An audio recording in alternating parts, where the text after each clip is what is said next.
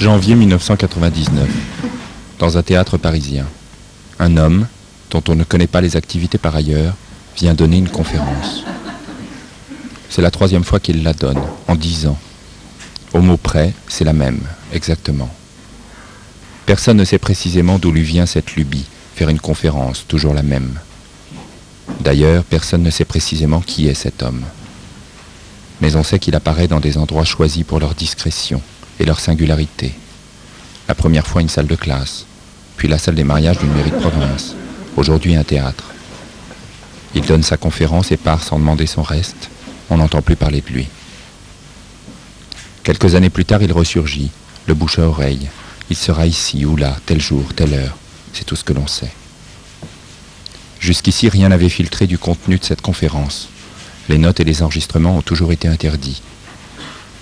Nous savions seulement qu'elle traitait de géométrie, de psychanalyse, de philosophie, d'histoire et de littérature, qu'elle renouait avec la tradition des grands orateurs et qu'elle suscitait un véritable engouement. Mais pourquoi tant de mystère? Pourquoi un tel succès reste-t-il clandestin? Pour le comprendre, faut-il s'en remettre aux soupçons de ses détracteurs qui ont toujours cherché à prouver qu'il s'agissait d'un plagiaire? Ils semblent n'être jamais parvenus à le démontrer. Il faut néanmoins les remercier, car c'est grâce aux enregistrements pirates effectués par 2 des leurs que nous pouvons aujourd'hui reconstituer le film de cette conférence qui vous est présenté, enfin, dans toute sa vérité.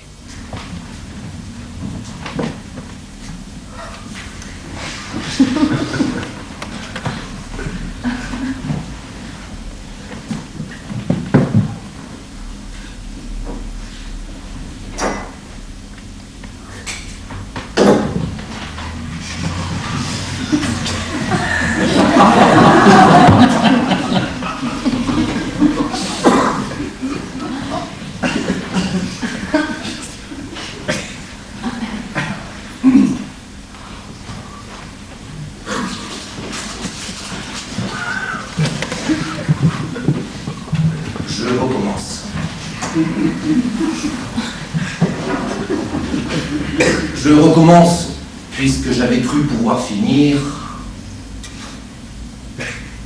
Je recommence même parce que j'avais cru pouvoir finir. C'est ce que j'appelle d'ailleurs le passé. Je croyais que c'était passé. Seulement voilà, cette créance, je croyais que c'était passé. Cette créance m'a donné l'occasion de m'apercevoir de quelque chose. C'est même comme ça, ce que j'appelle le passé. Ça donne l'occasion tout d'un coup de voir un certain relief. Un relief de ce que j'ai fait jusqu'ici. Et c'est ce relief qu'exprime exactement mon titre de cette année, celui que vous avez pu lire, j'espère, sur l'affiche, et qui s'écrit « Les non-dupes être ».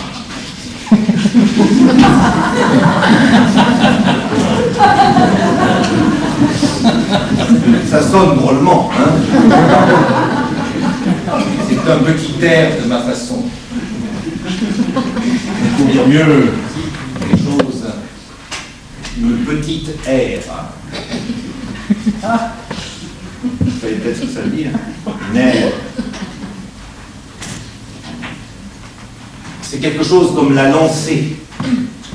La lancée de quelque chose quand s'arrête ce qui la propulse.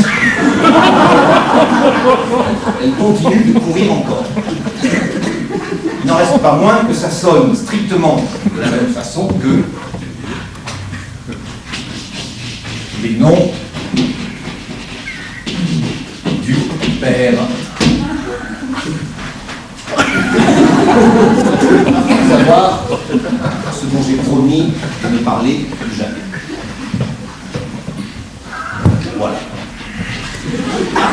Ceci en fonction de certaines gens, que je n'ai pas plus à qualifier, qui, prenant au nom de Freud, m'ont justement fait suspendre ce que je me projetais d'énoncer des noms du père. Ouais. Évidemment. C'est pour ne leur donner en aucun cas le réconfort de ce que j'aurais pu leur apporter, enfin, de certains de ces noms qu'ils ignorent parce qu'ils les refoulent, ça aurait pu leur servir. C'est à quoi je ne tenais pas à préciser. Je sais qu'ils ne les trouveront pas tout seuls. Qu'ils ne les trouveront pas tels qu'ils sont partis sur l'air. C'est-à-dire sur la façon dont sont constituées les sociétés psychanalytiques. Voilà.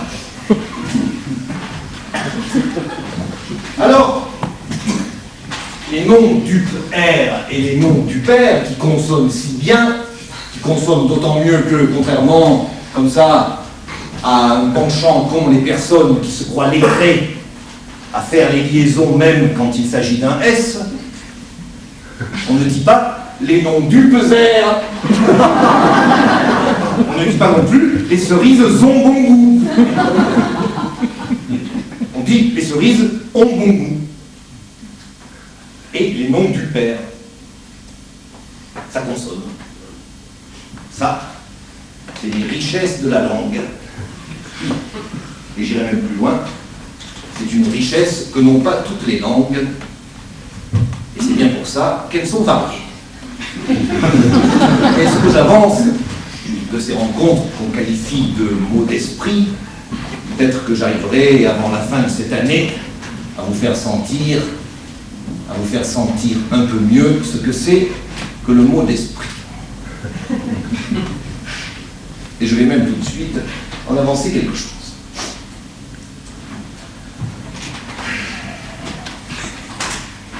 Dans ces deux termes mis en mots,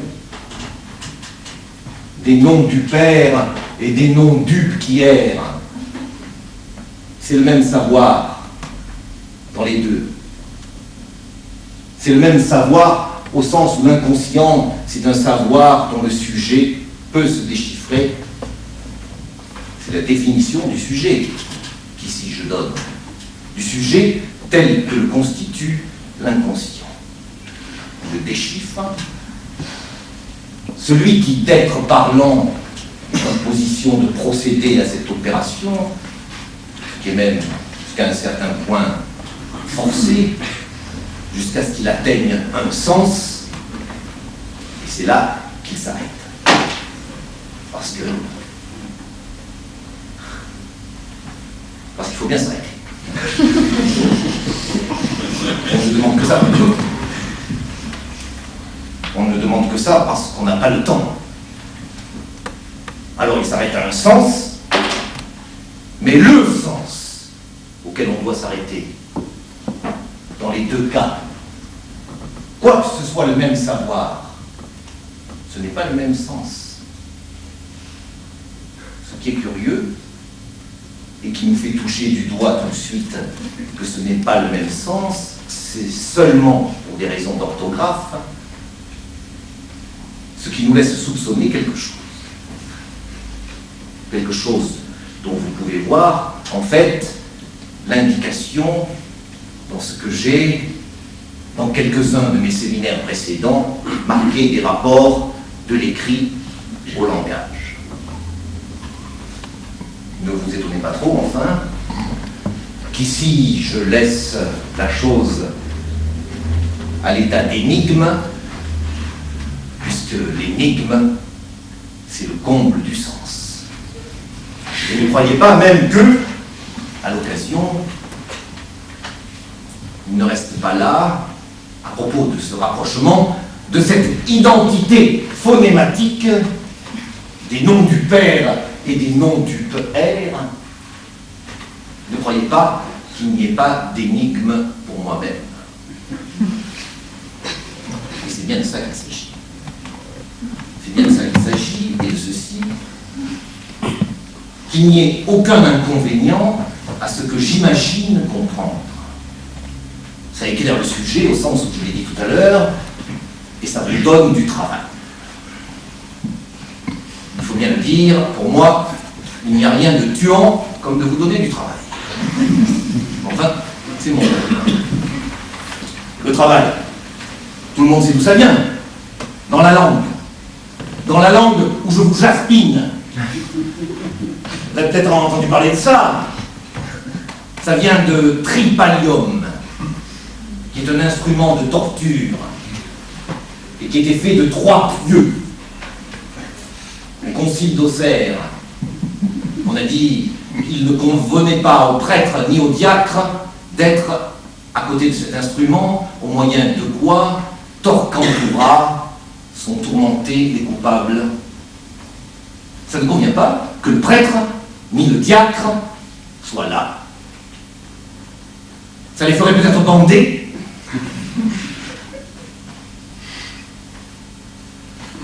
Il est en effet bien clair que le travail, tel que nous le connaissons par l'inconscient, c'est ce qui fait des rapports à ce savoir dont nous sommes tourmentés, c'est ce qui fait de ces rapports la jouissance. Donc j'ai dit, pas d'objection à ce que j'imagine. Je n'ai pas dit, je m'imagine. C'est vous qui vous imaginez comprendre. C'est-à-dire que dans ce vous imaginez que c'est vous qui comprenez. Mais moi, je n'ai pas dit que c'était moi. J'ai dit, j'imagine. Quant à ce que vous imaginiez, j'essaie de tempérer la chose. Je fais tout ce que je peux, en tout cas, pour vous en empêcher. Parce qu'il ne faut pas comprendre trop vite, comme je l'ai souvent souligné. Ce que j'ai avancé, pourtant, avec ce « j'imagine » à propos du sens, c'est une remarque qui sera celle que j'avance cette année, c'est que l'imaginaire, quoi que vous en ayez entendu, parce que vous imaginiez comprendre, c'est que l'imaginaire, c'est une dimension, comme vous savez que je l'ai écrit, aussi importante que les autres. Ça se voit très bien dans la science mathématique, je veux dire, dans celle qui est enseignable, parce qu'elle concerne le réel que véhicule le symbolique, qui ne le véhicule d'ailleurs que de ce qui constitue le symbolique, ce soit toujours chiffré. L'imaginaire, c'est ce qui arrête le déchiffrage. C'est le sens. Comme je vous l'ai dit, il faut bien s'arrêter quelque part. Et même le plus tôt qu'on peut. L'imaginaire, c'est toujours une intuition de ce qui est à symboliser, comme je viens de le dire, quelque chose à mâcher, à penser, comme on dit. Et pour tout dire, une vague jouissance. Le branlage humain est plus varié qu'on ne croit, quoiqu'il soit limité par quelque chose qui tient au corps humain, à savoir ce qui, dans l'état actuel des choses, mais justement, c'est pas fini. Il peut peut-être venir autre chose.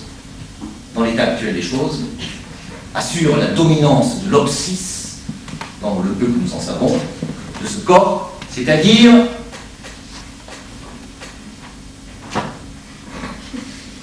l'anatomie. Cette dominance de l'obsis, c'est ce qui fait quand même qu'il y a toujours de l'intuition dans ce dont parle le mathématicien. Je vous ferai peut-être cette année sentir le nœud, c'est bien le cas de le dire, le nœud de la fête. À propos de ce qu'ils appellent, je parle des mathématiciens, je n'en suis pas, je le regrette, de ce qu'ils appellent l'espace vectoriel. C'est très joli de voir comme cette affaire, qui est peut-être, enfin, certains d'entre vous doivent en avoir entendu vaguement parler. Je peux leur affirmer en tout cas que c'est vraiment le dernier grand pas de la mathématique ça part comme ça d'une intuition philosopharde. Las dem uns Lehre, la maths, l'air, c'est ce qui enseigne. La maths de l'extension. Il appelle ça Grassmann. Oui, alors il sort de l'espace vectoriel et le calcul du même nom, n'est-ce pas? C'est-à-dire quelque chose de tout à fait mathématiquement enseignable, si je puis dire, de strictement symbolisé, et qui, à la limite, enfin, peut fonctionner par une machine, hein? Elle n'a rien à y comprendre. Pourquoi faut-il revenir à comprendre? On reparlera de l'espace vectoriel. Laissez-moi simplement me contenter aujourd'hui d'une annonce. Pourquoi faut-il en revenir à comprendre? C'est-à-dire à imaginer pour savoir où appliquer l'appareil. More géométrico. La géométrie, enfin, la plus belle de la Terre. Celle qu'on vous a enseignée au lycée. Celle qui procède du découpage à la scie de l'espace. Vous sciez l'espace en deux. Puis, après ça, l'ombre de sillage, vous la coupez par une ligne. Et après ça, vous marquez un point. Hein? C'est quand même amusant que More géométrico ait paru comme ça, pendant des siècles, être le modèle de la logique. Je veux dire, c'est ce que Spinoza a écrit en termes d'éthique. Enfin, c'était comme ça, avant que la logique en ait fait quand même certaines leçons. Des leçons telles qu'on en est arrivé à vider l'intuition, n'est-ce pas? Et que, actuellement, c'est, quant à l'extrême dans un livre de mathématiques, ces mathématiques modernes, que l'on sait exécrables, pour dire de certains, on peut se passer pendant beaucoup de chapitres de la moindre figure. Mais quand même, et c'est bien là l'étrange, on y vient. On finit toujours par y venir. Alors j'avance, ceci pour vous, cette année, on y vient toujours. Ce n'est pas parce que la géométrie se fait dans l'espace intuitif, n'est-ce pas? La géométrie des Grecs, enfin, dont on peut dire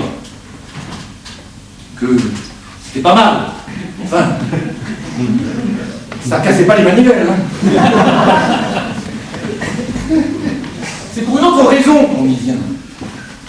Singulièrement, je vous le dirai, c'est qu'il y a 3 dimensions de l'espace habité par le parlant, et que ces 3 dimensions, telles que je les ai écrites, s'appellent le symbolique, l'imaginaire et le réel.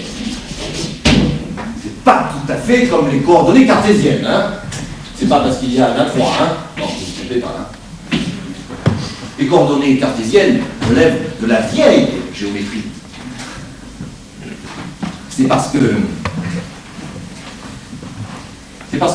c'est un espace mien, tel que je le définis, de ces 3 dimensions. C'est un espace dont les points se déterminent tout autrement. Et c'est ce que j'ai essayé, comme ça dépassait peut-être mes moyens, c'est peut-être ça qui m'a donné l'idée de laisser tomber là la chose.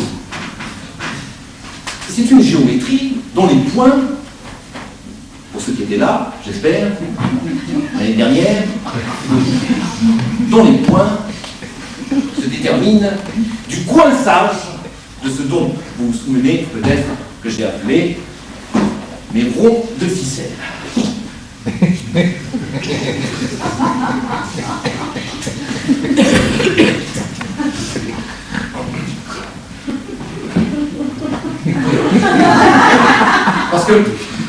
il y a peut-être un autre moyen de faire un point que de commencer par scier l'espace, puis ensuite déchirer la page,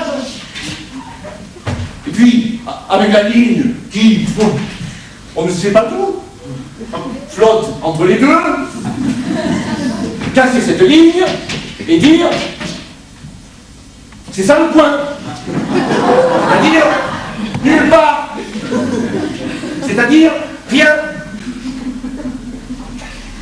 C'est peut-être s'apercevoir un peu, rien qu'à en prendre 3 de ces rondes ficelles, telles que je vous l'ai expliqué, ce sont 3, bien que si vous en coupiez un, les 2 autres ne sont pas liés. Ils peuvent, rien que d'être 3, avant ce 3, les 2 restant séparés, rien que d'être 3, se coincer de façon à être inséparable. D'où le coinçage. Le coinçage s'écrit des choses comme... À savoir, que si vous tirez quelque part sur quelconque de ces ronds de ficelle, vous voyez qu'il y a un point qui est quelque part par là, où les 3 se coincent. C'est un peu différent de tout ce qu'on a élucidé jusqu'ici, mauvaise géométrie, quoi. Là, ça exige qu'il y ait 3 ronds de ficelle. Quelque chose d'autrement consistant que ce fil avec lequel on peut faire sur l'espace. Il en faut 3, toujours, en tout cas, pour déterminer un point. Je vous expliquerai ça mieux encore, c'est-à-dire en long et en large, mais je vous fais remarquer que ça part, cette émotion, d'une autre façon d'en opérer avec l'espace que nous habitons réellement, si l'inconscient existe. Ça part d'une autre façon de considérer l'espace, et qu'en qualifiant ces 3 dimensions, en les épinglant des termes même que j'ai paru justement différencier des termes de symbolique, imaginaire et de réel, ce que je suis en train d'avancer, c'est qu'on les a fait strictement équivalentes. C'est une question que se pose Freud à la fin de la science des rêves, à l'avant-dernière page. Il se pose la question de ce en quoi ce qu'il appelle, et on voit bien qu'il ne l'appelle plus avec tant de certitude, qu'il ne l'épingle plus de quelque chose qui la séparerait, ce qu'il appelle la réalité, qu'il qualifie de psychique. Qu'est-ce que ça peut avoir à faire avec le réel? Alors là, il vacille.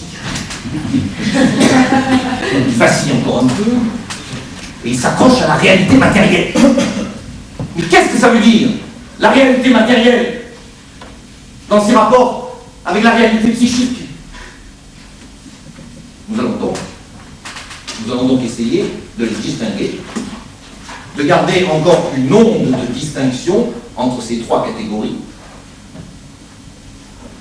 tout en remarquant ce que je mets à l'ordre du jour, à savoir de bien marquer que, comme dimension de notre espace habité en tant qu'être parlant, ces 3 catégories sont strictement équivalentes. On a déjà pour ça le truc, hein? On les désigne par des lettres.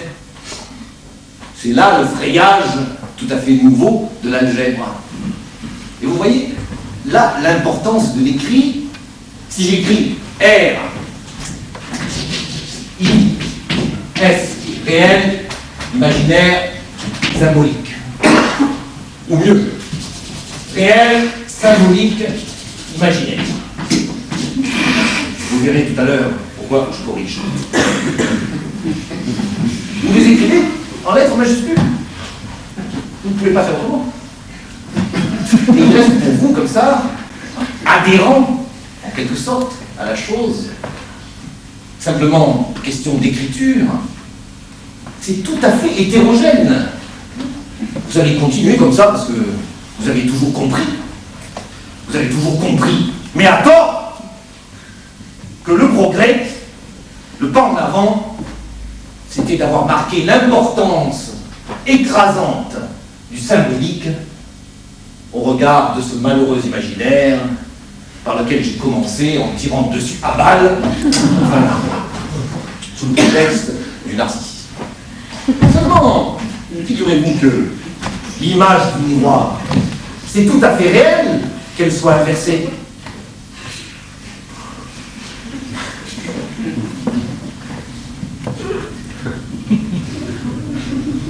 Et que, même avec un nœud, surtout avec un nœud, et malgré l'apparence, car vous imaginez peut-être qu'il y a des nœuds dont l'image dans le miroir peut être superposée au nœud lui-même.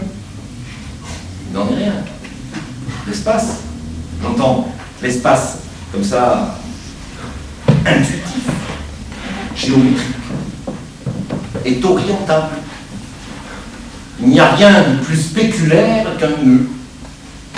Et c'est bien pour ça, c'est bien pour ça, que c'est toute autre chose, si c'est même R, S, I, grand R, grand S, grand I, vous prenez le parti de les écrire, voyez là où J l'astuce, de les écrire, petit a, petit b, petit c. Là, tout le monde sent que, tout au moins, ça les rapproche. Hein, petit a vaut un petit b vaut un petit c, et puis on en rond. C'est même là-dessus qu'est fondée la combinatoire.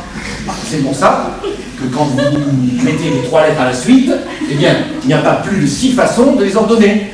C'est-à-dire, selon la loi vectorielle, factorielle qui préside au truc, c'est 1 multiplié par 2 par 3 égale 6. Dès que vous en avez 4, il y a 24 façons de les ordonner. Seulement si on vous soumettre à une conception de l'espace où le point se définit par la façon dont je viens de le montrer, par le coinçage, pardonnez-moi aujourd'hui de ne pas bien écrire bien tout ça en figure au tableau, je le ferai par la suite. Vous apercevez que ce n'est pas en raison comme ça d'une scansion qui va du meilleur au pire, du réel à l'imaginaire, en mettant au milieu le symbolique. C'est pas en raison d'une préférence quelconque que vous devez vous apercevoir que apprendre les choses par le coinçage, autrement dit par le nœud borroméen, un rond de ficelle et le réel, un rond de ficelle et le symbolique, et un rond de ficelle et l'imaginaire. Eh bien, ne croyez pas que toutes les façons de faire ce nœud soient les mêmes. Il y a un nœud légogire et un nœud dextrogire. Ceci même si vous avez écrit les 3 dimensions de l'espace que j'ai défini comme l'espace par lettre parlant habité, même si vous n'avez défini ces dimensions que par des plus de lettres, même si ces dimensions, vous les définissez par petit a, petit b, petit c, que vous ne mettriez aucun accent de contenu diversement préférentiel, vous apercevez que si vous écrivez petit a, petit b, petit c, il y a une première série, et malgré vous la qualifierez de la bonne. La série que j'appelle l'évogire, qui sera petit a, petit b, petit c, puis petit b, petit c, petit a, puis petit c, petit a, petit a. C'est-à-dire qu'il y a la série l'évogire, qui laisse toujours un certain ordre, qui est justement l'ordre A, B, C. C'est le même qui est conservé dans B, C, A. Et que petit c vienne en tête n'a aucune importance. Je vous félicite d'imaginer, puisque c'est le grand I, d'imaginer la réalité, le symbolique. Ça me suffit. le réel, lui, reste avant. Et ne croyez pas que, pour autant que cet avant du réel par rapport au symbolique, ce soit, à soi tout seul, une garantie quelconque de quoi que ce soit. Parce que si vous retranscrivez le petit A, B, C de la première formule, vous aurez quand clair, quand est, quand il, à savoir ce qui réalise le symbolique de l'imaginaire. Eh bien, ce qui réalise le symbolique de l'imaginaire, qu'est-ce que c'est d'autre que la religion? Voilà pour moi, ceux qui réalisent, en termes propres, le symbolique de l'imaginaire, c'est bien ce qui fait que la religion n'est pas près de finir. Et ça nous met, nous, analystes, du même côté, du même l'évangile, parfois, imaginant ce qu'il s'agit de faire, imaginant le réel du symbolique. Notre premier pas, fait depuis longtemps, c'est la mathématique. Et le dernier, c'est ce à quoi nous conduit la considération de l'inconscient, pour autant que c'est de là que se fraye, je le professe depuis toujours, c'est de là que se fraye la linguistique. C'est-à-dire que c'est à étendre le procédé mathématique qui consiste à s'apercevoir de ce qu'il y a de réel dans le symbolique, et c'est par là qu'est pour nous dessiné un nouveau passage. L'imaginaire n'a donc pas à être placé à un quelconque rang, c'est l'ordre qui importe. Et dans l'ordre d'extrogène, curieusement, vous avez la formule A, C, B. Moyennant quoi, c'est au second temps que C vient en tête. Et petit b est avant A. Et au troisième temps, c'est petit b, petit a, petit c.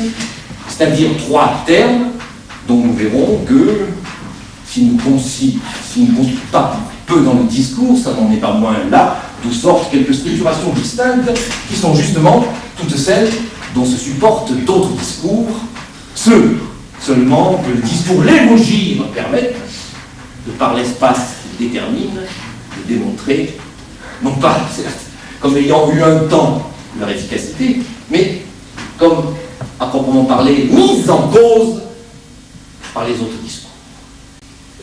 Et je ne fais preuve là d'aucune partialité, puisque je me mets du même côté où la religion fonctionne.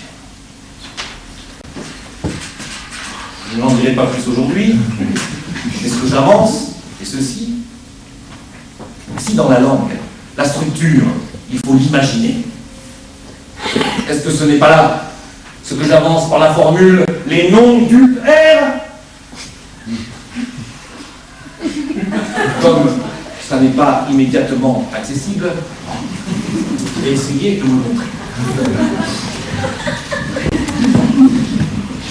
Il y a quelque chose dans l'idée de la duperie, c'est qu'elle a un support, c'est la dupe. Il y a quelque chose d'absolument magnifique dans cette histoire de la dupe. Si vous me le permettez, la dupe est considérée comme stupide. On se demande vraiment pourquoi. Si la dupe est vraiment ce qu'on nous dit, je parle étymologiquement, ça n'a aucune importance. Si la dupe, c'est cet oiseau qu'on appelle la huppe, parce qu'elle est huppée. Naturellement, rien ne justifie que huppée, ça se dise la huppe. Il n'en reste pas moins que c'est comme ça qu'elle est appréciée dans le dictionnaire. La dupe, c'est l'oiseau, paraît-il, qu'on prend au piège, justement, de ce qu'elle soit stupide.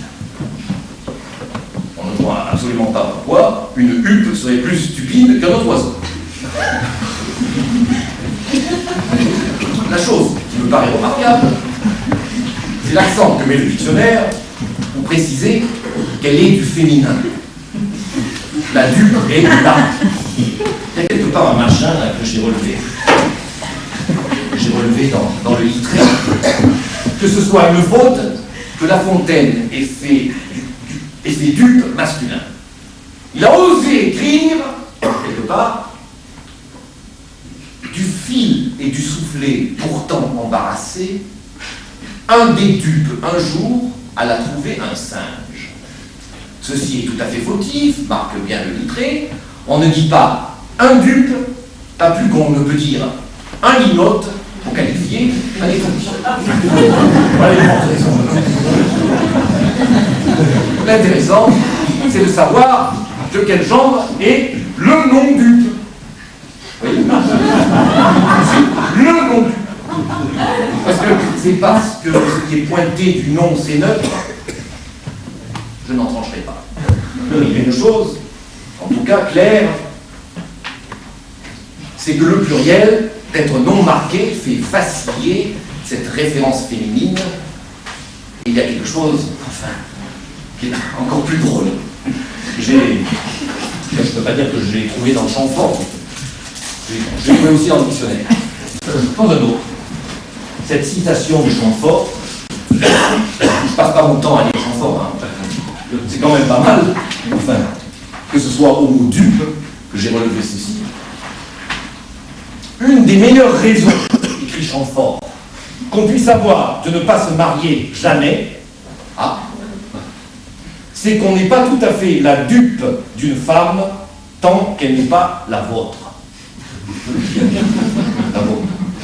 Votre femme ou votre dupe? Pareil, enfin, éclairant, hein? Le mariage, comme duperie réciproque. C'est bien en quoi je pense que le mariage, c'est l'amour, si les sentiments sont réciproques, toujours, ai-je dit. Alors là, si le mariage l'est à ce point-là, je suis pas sûr. Hein. Si je me laissais aller à Pissac, je dirais, c'est ce que veut dire Champfort, aussi sans doute. Une femme ne se trompe jamais. Pas dans le mariage, en tout cas. C'est en quoi la fonction de l'épouse n'a rien d'humain. Nous approfondirons ça.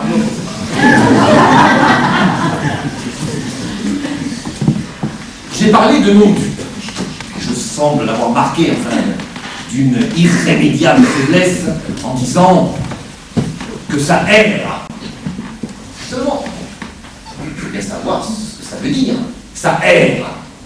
Je vous ai déjà tout à l'heure un petit peu indiqué que errer, enfin, vous allez quand même vous reporter au dictionnaire Bloch et von Farbrook. Parce que je ne vais pas passer mon temps à vous faire de l'étymologie, n'est-ce pas? Sachez simplement qu'il y a quelque chose que l'étymologie, ce qui veut dire simplement pointer l'usage au cours des temps, que l'étymologie rend parfaitement manifeste, n'est-ce pas? C'est que, exactement comme dans mon titre, les noms du R et les noms du père, c'est exactement la même chose pour le mot R, ou plus exactement pour le mot errer. Errer résulte de la convergence de error, erreur, avec quelque chose qui n'a strictement rien à faire et qui est apparenté à cette R dont je vous parlais tout à l'heure, qui est strictement le rapport avec le verbe iterare. Iterare, en plus, car si ce n'était que ça. Et là, uniquement pour iter, ce qui veut dire voyage. C'est bien pour ça que le chevalier errant est tout simplement le chevalier itinérant. Seulement, quand même, errer vient de iterare, qui n'a rien à faire avec le voyage, puisque ça veut dire répéter, de iterum, reiterum.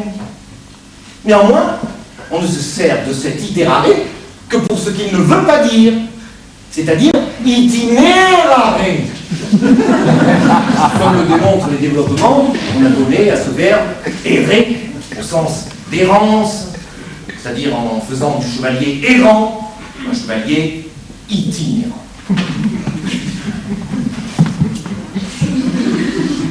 Eh bien, c'est là que pointe ce que j'ai à vous dire, considérant la différence qui s'épingle de ce qu'il en est des non-dupes. Si les non-dupes sont ceux ou celles qui se refuse à la capture de l'espace de l'être parlant, si ce sont ceux qui en gardent, si je puis dire, leur coup des franches, il y a quelque chose qu'il faut savoir imaginer, c'est l'absolue nécessité qui en résulte d'une non pas errance, mais erreur.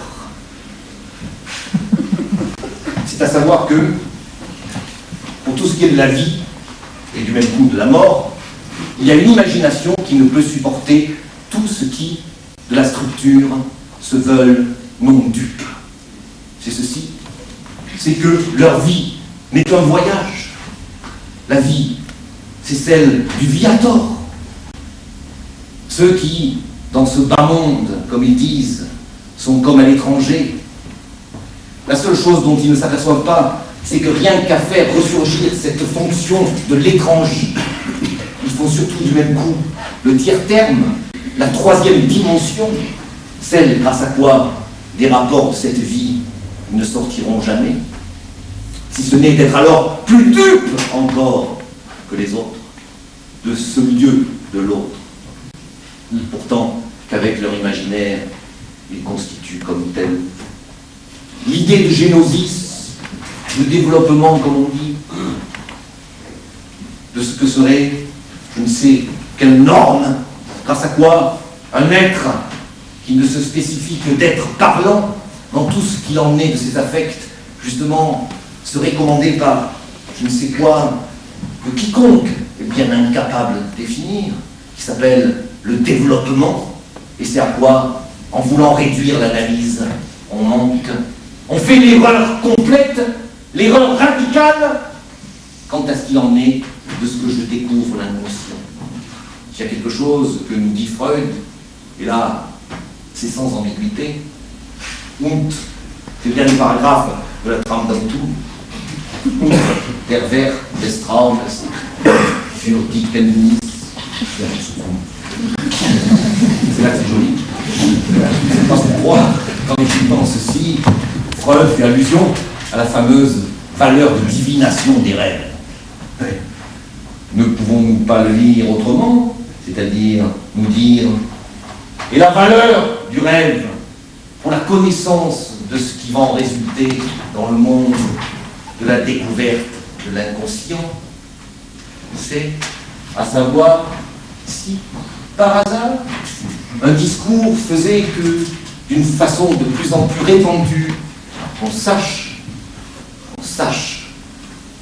ce que dit la fin du paragraphe de Freud, c'est à savoir que cet avenir tenu par le rêveur au présent est gestalt, structuré par l'indestructible demande en tant qu'elle est toujours la même, zum Eben. C'est à savoir que, si vous voulez, je vais vous mettre quelque chose là ici.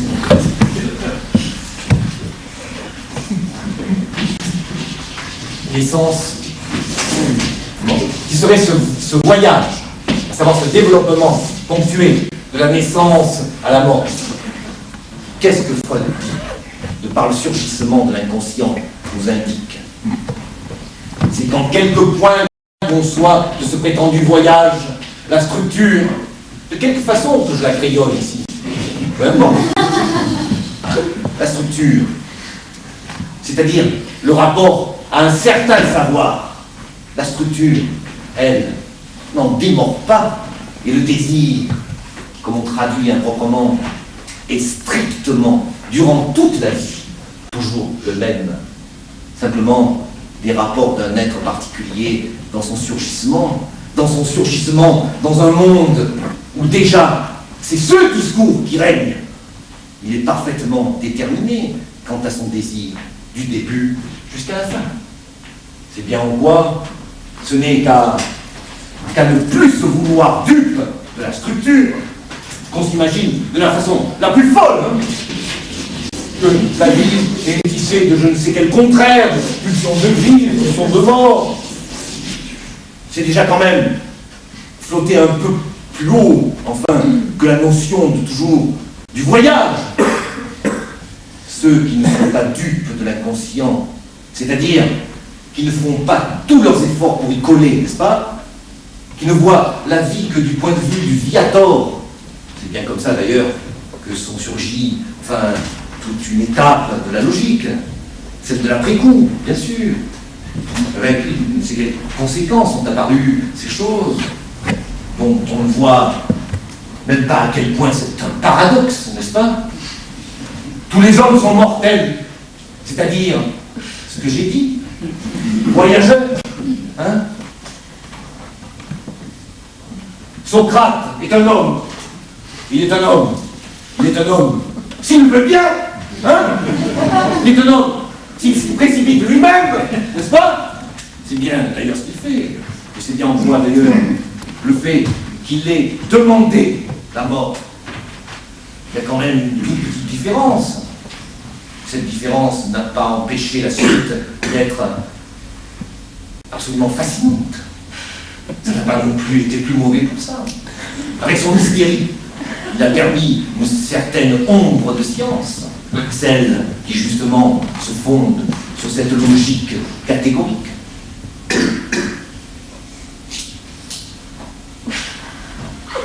C'était un très mauvais exemple.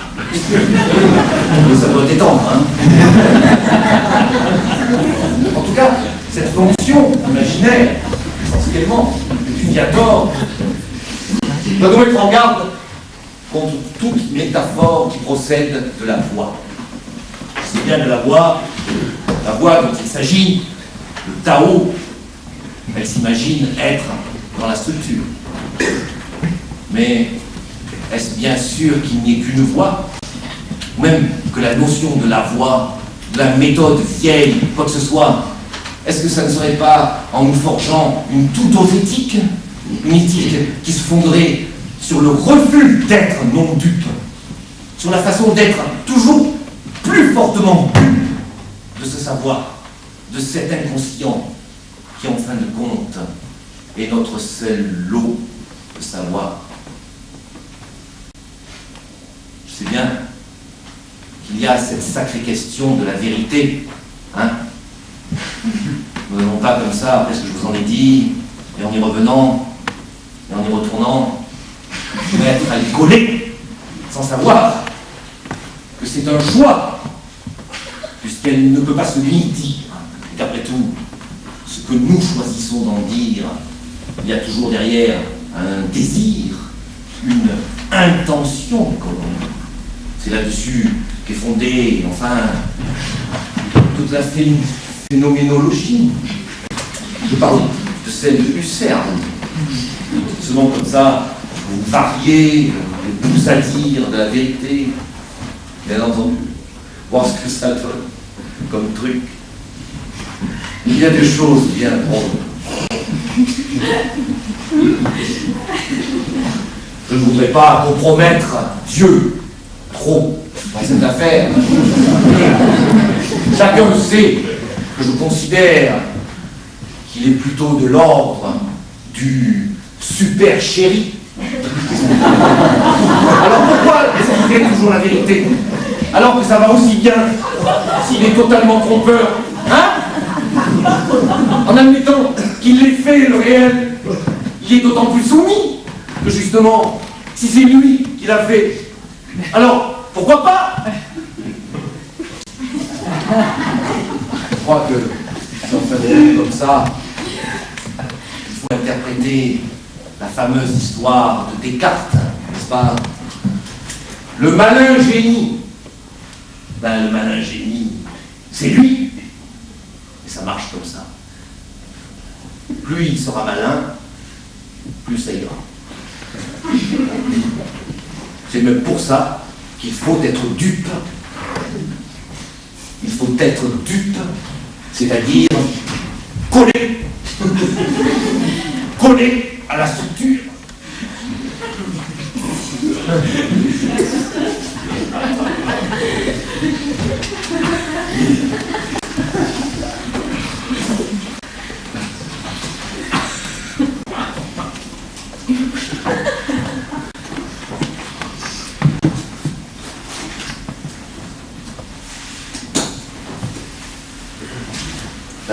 Écoutez,